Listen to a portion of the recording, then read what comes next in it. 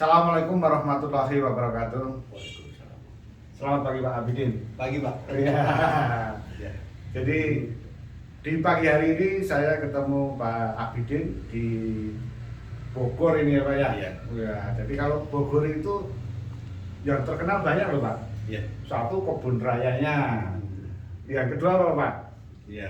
Talasnya. Talasnya. Itu yang saya cari Pak. Iya, Pak. Ya. Katanya sentra di Bogor itu di Bogor Barat itu Pak. Iya betul. Di daerah mana ini Pak? Ini satu gede Pak. Oh, ini sentranya Talas ya Pak? Ya? Iya. Pak, kalau saya jalan-jalan ke puncak, ya kan Pak, Iya betul. terus kemana-mana itu kan ada oleh-oleh khas Bogor. Dan saya sudah lama tinggal di Bogor dulu Pak. Iya. Itu ada oleh-oleh yang khas kan Talas Bogor. Iya. Tapi kalau setelah saya lihat YouTube tambah bingung Pak. Iya. Itu Iya. mana sih yang disebut Talas Bogor yang Iya. asli dan sekarang pengembangannya kan Pak? Iya. Ada yang Pratama, ada yang Gambir. Ini supaya masyarakat tahu Iya. mana yang benar-benar Talas Bogor. Silakan Pak Abidin. Oke, terima kasih. Perkenalkan, nama saya Pak Abidin dari kelompok tani KTD Saluyu, Kelurahan Situ Gede, Kecamatan Bogor Barat. Di kelompok kami fokus pengembangan budidaya talas. Nah, Bogor terkenal dengan salah satu hasil budidaya yaitu talas. Talas terutama talas Bogor. Nah, talas Bogor itu talas yang seperti apa dan bagaimana bentuknya? Talas Bogor itu punya ciri khas dari bentuk dari ini ciri khasnya yaitu dia berbatik dan rasanya itu sangat legit sekali. Di lidah terasa itu sangat apa ya? Mungkin orang ketagihan ketika dia mencicipi atau memakan talas itu. Nah, itulah salah satu talas yang menjadi ikon Kota Bogor, talas yang menjadi kebanggaan orang atau masyarakat Bogor. Nah, sementara varietas yang kita tanam di Kota Bogor itu ada 6 varietas. Apa aja itu Pak? Ya, yang pertama adalah Pratama 1. Oh. Yang kedua adalah persilangan antara Pratama dengan Talas Bogor, yaitu disebut dengan Pratama 2. Oh, itu persilangan Ya, itu ya? persilangan, Ya. disebut dengan Pratama 2. Yang ketiga adalah Talas Ketan atau Talas Ungu. Ya, yang keempat adalah Talas Bogor. Ya, dengan spesifikasi bentuk batang yang unik, agak berkarakter, yaitu berbatik gitu. Iya. Yang keempat, yang Kelima. kelima adalah talas hijau.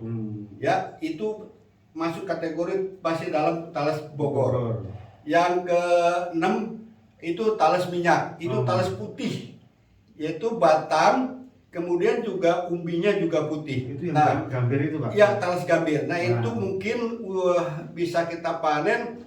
Biasanya umur talas itu maksimalnya 7 bulan. Oh, iya. Nah, salah satu talas ini jenisnya agak beda.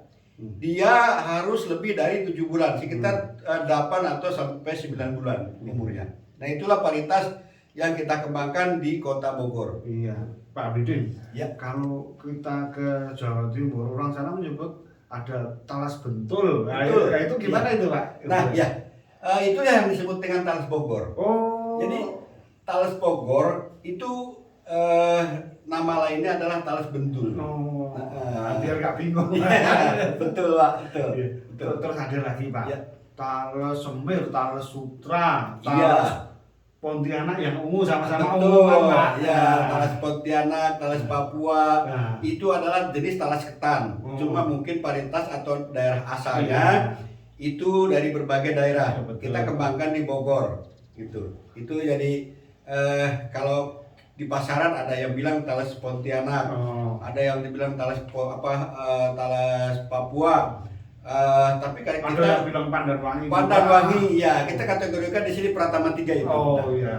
Pokoknya kan masyarakat kan yang awam bingung Pak. Iya betul Pak, betul Pak, betul. Iya. Terus ini Pak, Ya, kalau dengan Kimpul beda itu ya Pak ya? beda itu. Terus Ya. kami kan dari Medan Pak itu ada Betul.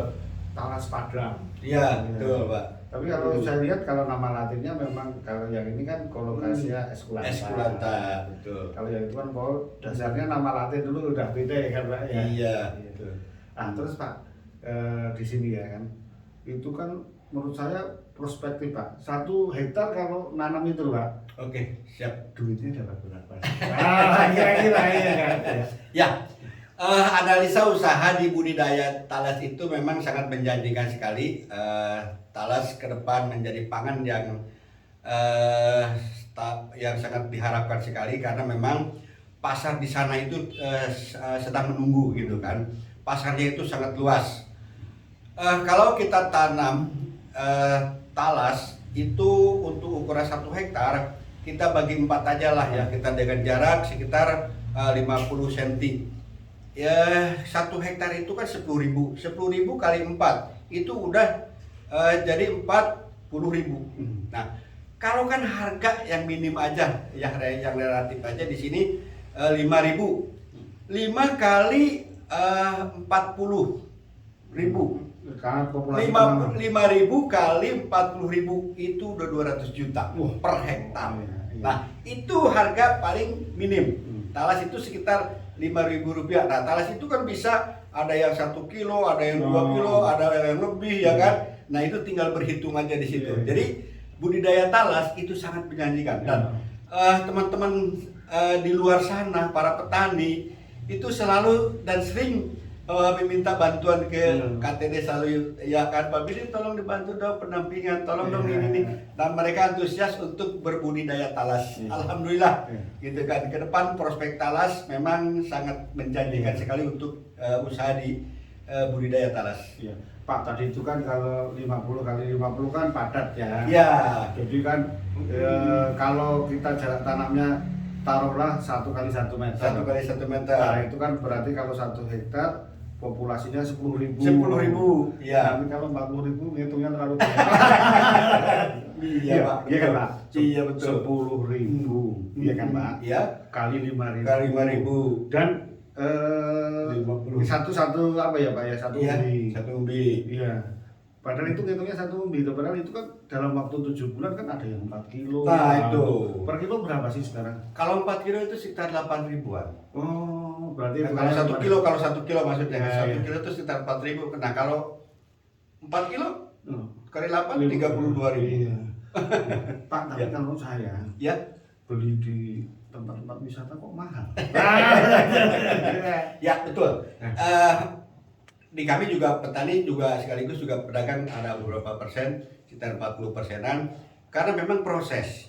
Ya, talas itu dari sawah kita beli, ya kan kita mesti panen, kemudian kita angkut ke darat, ya kan kita cuci dulu, kita kupas dulu, ya kan sampai bersih. Nah, itu ada beberapa proses. Jadi kenapa talas sampai mahal? Nah, mungkin ada beberapa jasa yang harus kita berikan kepada mereka yang di kuli jasa itu. Jadi prosesnya memang cukup lumayan gitu. Iya. Jadi kan ya ke depan nanti petani itu kan nilai tambahnya harus kita tingkatkan. Iya, betul Pak. Betul. Padahal kan menurut saya Pak ada banyak kelebihan. Tadi saya ini rumah Bapak di luar Pak. Iya, betul. Talas termasuk yang awet gitu loh Pak. Iya. Saya bawa kemana-mana foto-foto nggak masih awet gitu. Iya. Kalau nggak cepat busuk gitu loh. Jadi kemudian Pak, ini pertanyaan berikutnya. Jadi kan orang kan takut tadi kan salah, kok salah. Talas Bogor itu rasanya wah lain Pak. Baik digoreng maupun dikukus saya tiap hari hampir makan Pak. Iya, Nah, itu legitnya legit ketagihan. tapi orang takutnya ini Pak di luar daerah nanti dipindah tanam di Jawa, di Sumatera malih nggak Pak? Berubah rasanya itu gitu. Iya. Oke, saya juga sering banyak pertanyaan seperti itu. Kalau talas ini ditanam di tempat kami nanti rasanya berubah nggak? Nah, gitu kan? Ya. Tekstur kami itu begini. Ya, memang pada dasarnya tekstur tanah itu berpengaruh kepada hasil atau rasa nanti yang kita dapat. Yang patokannya seperti ini aja. Kalau talas kita tanam di tempat lembab, dia akan cepat tumbuh dan pertumbuhannya itu sangat bagus. Tetapi mungkin rasa, ya kan? Nah, tapi kalau talas kita tanam di tempat batu, pasir, atau tanah yang tanah padat, ya kan? Nah, itu tekstur tanah itu akan bulat dan itu berpengaruh kepada rasanya lebih enak. Nah itu seperti itu. Talas dimanapun tempat kita tanam, ya kan, itu akan hidup, akan tumbuh. Tinggal tergantung bagaimana cara kita menanam dan merawat talas sesuai dengan rekomendasi anjuran 10 tahapan yang untuk budidaya talas. Seperti itu, Pak. Iya, pokoknya kalau berubah paling sedikit. Ya, itu Pak. Ya, betul. Tapi rasa umumnya masih sama. Rasa umumnya masih sama, Nah, Pak. itu ya. Betul. Karena kan saya juga pernah melihat, Pak.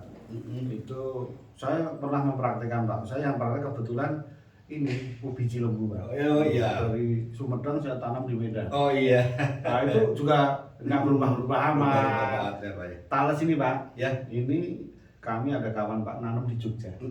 Juga nggak berubah, Pak. Iya. Nah, itu orang kan jangan terlalu takut kali. Iya. Iya kan, Betul, Pak. Padahal memang Betul.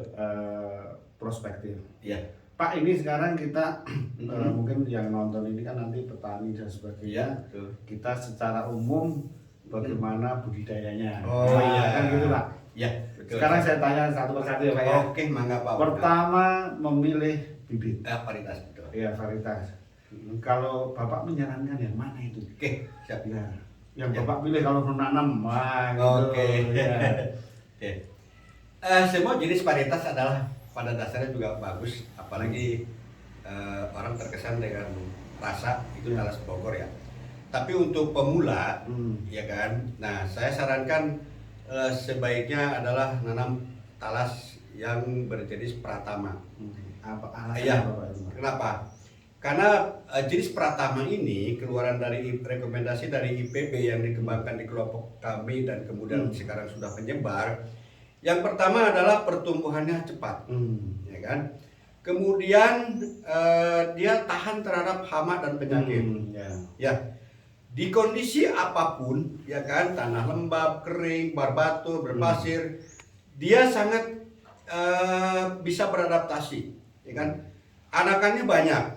Nah, yang paling penting itu umbiannya besar sekali. Ya, Pak, itu Betul. kalau udah 7 bulan, Ya. itu satu batang rata-rata berapa kilo? Nah, ini bisa mencapai 4 sampai 5 kilo. Oh, 7 bulan. Iya, 7 bulan. Kalau memang jarak tanam itu disesuaikan dengan ini apa? Kalau misalkan kita kasih lombang, kemudian dengan perlakuan Pupuk, iya betul 10 tahapan yang Ya. baik dan benar, ya kan? Itu bisa seperti itu. Ya kan, bisa mencapai 4 sampai 5 bahkan sampai 7 kilo. Iya. Nah itu. Tapi kalau hal yang biasa kita tanam seperti misalkan jarak tanam 40 atau 30 itu sampai 2 kilo. Seperti itu. Ya. Iya. Jadi jenis Pratama ini adalah satu mudah cepat tumbuh, mudah perawatannya, tahan terhadap hama dan penyakit, anakannya banyak, umbinya besar sekali. Itulah rekomendasi yang saya sampaikan untuk bagi mereka yang ingin berbudidaya talas. Yang masih pemula. Masih pemula, Pak. Pak, kalau yang pengen rasa, Nah, itu katanya itu yang ketan yang asli Bogor dulu, wah itu lagi banget gitu. Oh, Pak. Gimana itu, Pak? Gini, Pak. Terus terang, kita dari zaman saya generasi ketiga, Pak, Iya, Pak. dari orang tua sebagai petani talas. Mungkin terus menerus talas itu ditanam. Akhirnya daya ketahanan talas terhadap tanah dan tanah terhadap talas, walaupun kita sering melakukan perburuan tanam, kami pernah mendapatkan musibah, Pak. Apa itu, Pak? Yaitu terserang virus untuk jenis talas Bogor. Virus itu menyerang, satu hari kita menemukan satu, kalau kita tidak buang itu semalam satu dapuran, seminggu satu hamparan, dan kami mengalami itu sampai musnah semua, Pak. Itu sampai sekitar 200 jutaan, Pak. Itu alhamdulillah. Dan secara historis kami terus bertahan melakukan penanaman talas Bogor untuk mengukur daya tahan talas terhadap tanah. Gitu. Jadi talas Bogor terus kita kembangkan, Pak. Dan alhamdulillah sekarang ada mungkin apa ya, kita bisa mengukur, bisa menguji talas Bogor masih layak untuk kita kembangkan, untuk kita jadikan sebagai maskot Kota Bogor.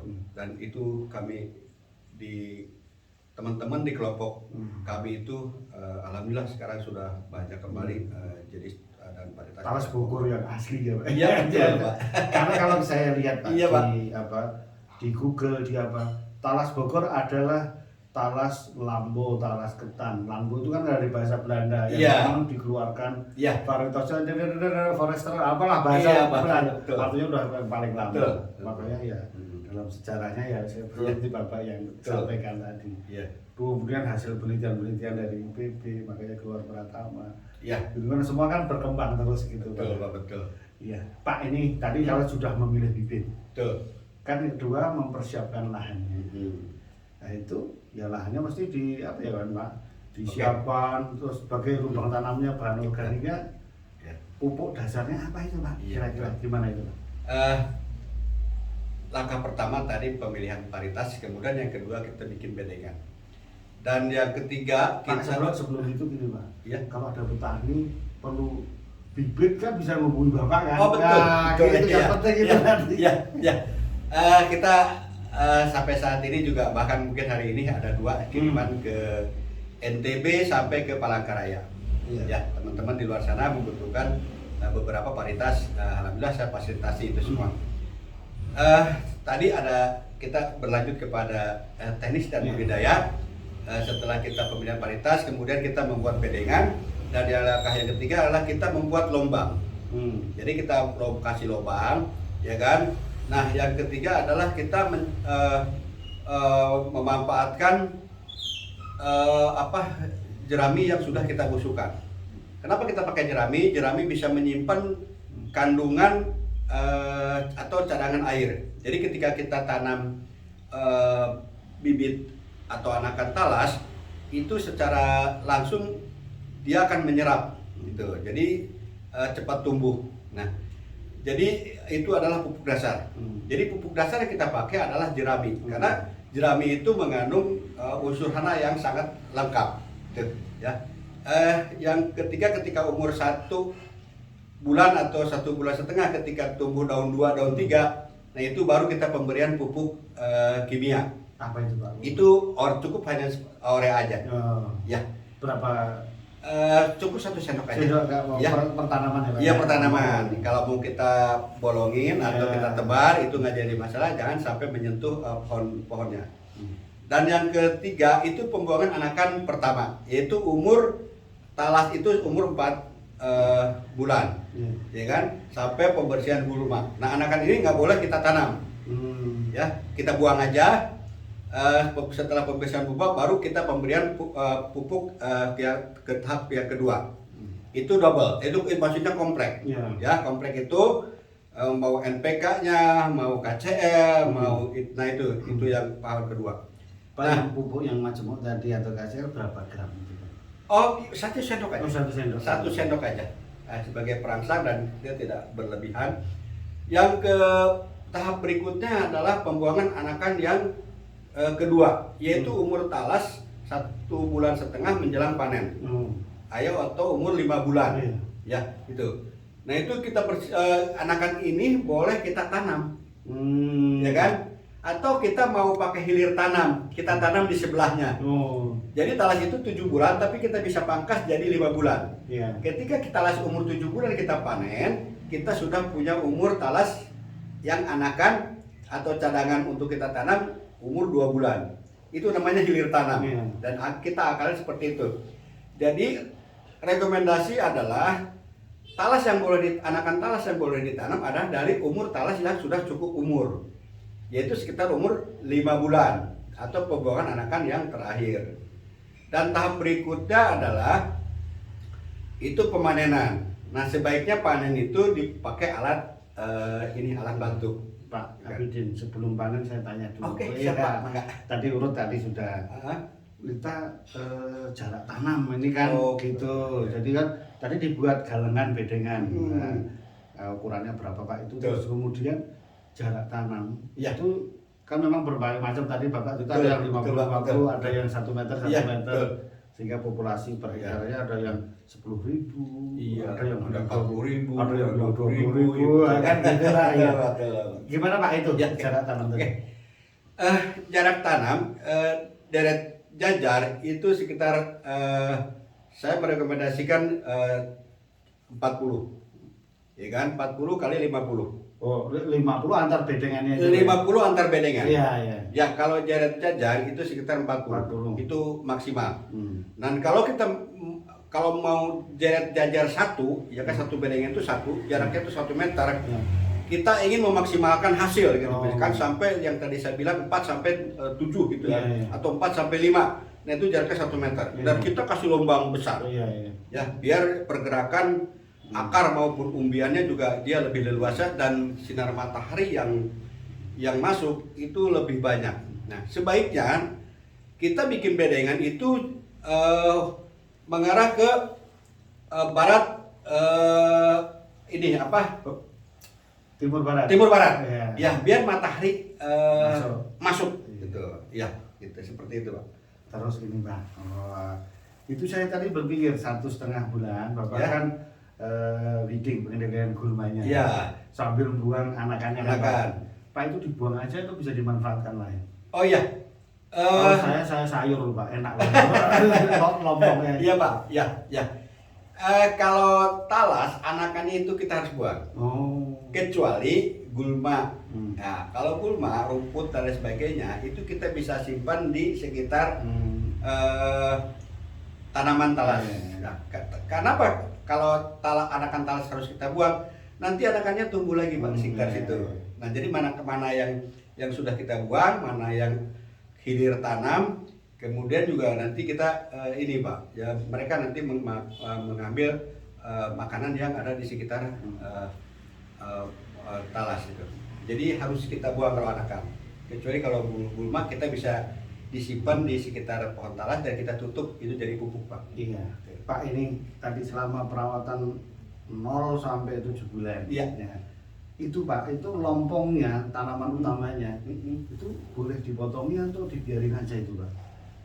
Lompong maksudnya tanaman itu tanaman utamanya, itu kan punya batang-batangnya Oke. itu boleh dipotong. Nah, betul, pertanyaan bagus sekali itu. Itu kalau ketika memang talas ketika sudah pembuangan anakan, itu langkah selanjutnya adalah kita pembuangan pelepah yang sudah tua. Oh. Ya. Satu, supaya matahari masuk, tidak terhalang oleh pelepah yang sudah tua. Yang kedua adalah supaya talas itu umbinya itu prosesnya lebih cepat untuk pembesaran. Gitu. Yang ketiga itu untuk menghindari belalang atau penyakit lainnya yang hinggap atau menempel di tumbuhan kita atau tumbuhan talas. Terlalu lembab nanti. Iya, terlalu lembab, betul Pak. Karena itu ada yang mangkos jadi rapi. Iya, betul Pak, betul. Dan salah satu teknik untuk menghindari hama dan penyakit adalah pemangkasan Pak. Oh. Itu pemangkasan daun. Iya. Bahkan kami sering melakukan supaya target kita misalkan nih menjelang hari raya nih ya. Iya. Talas kita baru 6 bulan gitu kan. Tapi boleh kita pangkas Pak. Bukan berarti 6 bulan harus sudah kita panen, tapi dengan cara pemangkasan. Pemangkasan daun dan batang, akhirnya juga nanti tumbuhnya ke umbi. Jadi talas itu pas waktu kita panen, walaupun umur 6 bulan, tapi talas sudah tua. Iya. Itu boleh teknik seperti itu Pak. Iya. Nah, tambah menarik ini. Pak ngomong-ngomong tadi Bapak cerita hama penyakit ya. Ya. Kalau hamanya apa yang utama, penyakitnya apa Pak? Oke, siap. Karena saya lihat di lapangan kalau penyakitnya yang bercak-bercak gede itu daunnya lama-lama Ya, kuning betul, terus kering. betul, Nah, betul. itu. Yang pertama adalah sesuatu yang kenapa ada penyakit itu ada dari kelembaban. Nah, kalau kita terlalu lembab itu kan itu akan talas kita nanti akan terserang oleh virus. Nah, itu yang pertama. Yang kedua adalah musim. Ya kan, musim hujan berlebihan atau musim kemarau juga berlebihan. Nah, itu akan berpengaruh kepada belalang. Itu banyak sekali talas yang pertama kali yang harus kita perhatikan adalah daun. Pak itu di daun kan sering saya ada urat yang gini-gini. Nah itu di masih ambang batas ekonomi masih bisa kita kendalikan. Kita hanya cukup memberikan ini aja kita penanganannya secara biologis itu dengan beberapa dedaunan aja, seperti kipait atau dengan penyemprotan atau tindakan seperti itu aja. Atau dipencet aja Pak. Ya, tapi kalau banyak kita coba disemprot aja Pak, disemprot aja. Iya, oke Pak, itu berarti saya perhatikan hama penyakitnya kan bisa diatasi. Ya, alhamdulillah Pak. Itu sementara ini kita bisa. Ya, jarang jadi berat kecuali yang Bapak cerita dulu tadi. Oh iya itu lebih bakal itu virus Pak. Iya. Jadi kalau yang maaf tadi jamur Pak yang bercak tadi. Jadi kalau yang kan umur 7 bulan Bapak tinggal panen. Kalau panen gimana itu Pak? Cara tadi Bapak diambil dulu terus. Iya. Pak itu tidak mengenal musim kan Pak, 7 bulan itu kalau saya nanamnya bulan Januari ya nanti 7 bulan lagi kan gitu. Iya betul. Gitu kan, itu sesuai bisa di setel nanti pas lebaran atau gimana itu? Oh bisa Pak. Di sini kan mayoritas petani sekaligus juga pedagang Pak. Oh. Jadi bukan hanya di sini aja, teman-teman juga yang di luar sana di kabupaten juga mereka panen di bawah kami Pak. Ya. Jadi kebutuhan bahan baku talas itu per minggu Pak di sini. Jadi tiap minggu itu kita keberadaan talas itu harus ada. Jadi kita kalau nanam itu ada tahapan Pak. Mungkin bulan ini, minggu ini, itu kita bisa diatur seperti itu Pak. Alhamdulillah tiap minggu kondisi para petani juga pedagang keberadaan talas itu masih bisa dikendalikan gitu. Karena memang bukan hanya untuk kita sendiri, bahan baku kita untuk jualan, dari teman-teman juga yang di luar sana yang memang mengharapkan kiriman dari kelompok kami itu masih bisa teratasi. Itu memang kalau bahasa Sundanya box train gitu. Box train. Karena diatur ini betul. Bukan menumpuk nanti banyak sekali, kadang waktunya nggak ada, sesuatu nggak ada kan. Itu sudah diatur. Jadi yang terakhir ini Pak, pertanyaan dari kami. Bapak kan panen, yang dipanen kan umbinya kan Pak. Pak itu daunnya yang di atas sama lompongnya itu dibalikkan lagi ke tanah lagi atau dimanfaatkan yang lain? Iya. Ada beberapa juga teman-teman yang meminta untuk daunnya dimanfaatkan.